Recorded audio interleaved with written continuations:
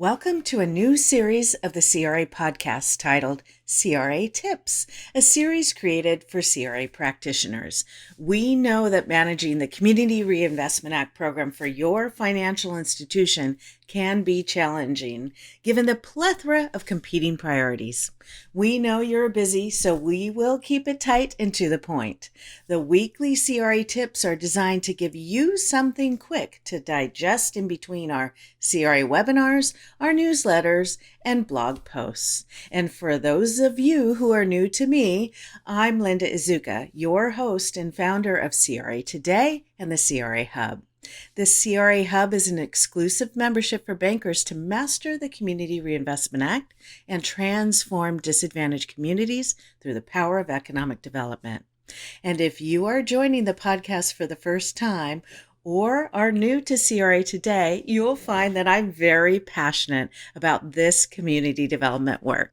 So now let's get right to it. Enjoy the tip. Okay, you only have 3 weeks left. Oh, where does the time go? Now let's focus on your CRA Data Integrity, and for some of you, your annual CRA submission. So for small and intermediate sized banks, this means making sure your data is sound and accurate so that you can still evaluate your lending performance. But for you large banks, this means readying your data for the FRB submission by March 1st. I'm sure you're already well on your way to testing and sampling and double checking and triple checking, right? Your small business, small farm, and your HMDA, and of course, those community development loans. So speaking of those community development loans, I want to make sure that you are triple checking those as well. I'm sure that you're scouring through those loan exports that you're going through and you're trying to figure out what might have a community development purposes and which ones have you maybe overlooked.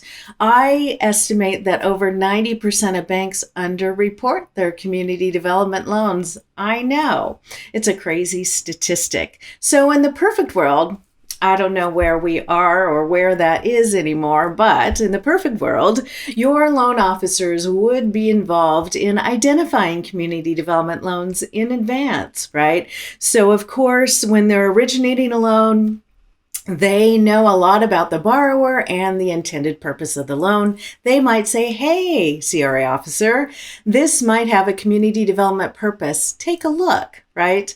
That is the perfect world that our commercial lending officers are involved in identifying the loans up front. But if they're not, then of course it lies with the CRA officer. So just in case you're still exporting data and you're really trying to identify more community development loans so that with your submission, you have the number and dollar amount all reconciled and ready by the March 1st deadline. Here is how you would approach that. Just in case you're still working through your list, making sure that your community development loans number and dollar amount is ready for the March 1st submission, here are a couple factors that you can consider in making sure that you have identified all of the different community development loans that might count. Here's 3 approaches. First, I want to make sure that you maximize the reporting of your economic development loans. That's your commercial loans that might have an economic development purpose, right? So you'll want to double check on the SBA size standards to expand that definition of small business to make sure that you've captured all of those loans, again, with an economic development purpose and that are retaining and creating jobs for low to moderate income people. So really make sure that you double down on the economic development hook because, again, that hook is the most underreported hook, in my opinion and my experience. So double check those for sure. Make sure you use the SBA size standards by NAICS code to help you in that pursuit.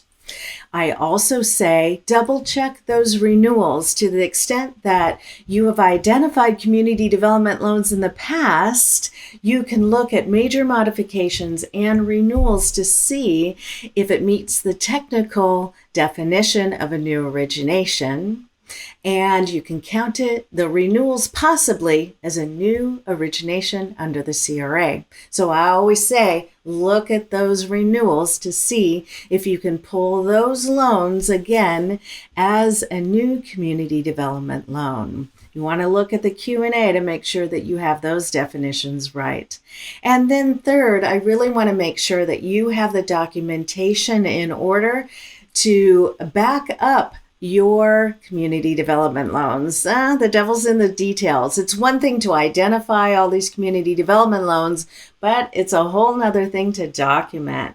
So make sure that you go through and you have your protocol developed for your bank that identifies all the different documentation that you will collect and maintain for the examiners for when they are on site and evaluating your performance. So make sure you document your community development loans. So you want to make sure you defend your community development loans and that you have the backup to make that easier on everyone. So I hope that helps as you ready your data for the March 1st deadline. Until next time, bye for now. Well, I hope this week's CRA tip was helpful and adds value to you and your CRA program. If you want to take a deeper dive into core concepts of the Community Reinvestment Act and connect with your CRA colleagues, you may want to consider joining the CRA Hub. We go live weekly with CRA-specific activities like core content training, Q&A sessions, challenges, guest speakers, and more. Check out cratoday.com/hub to learn more. Until the next CRA podcast episode, take care of you. Bye for now.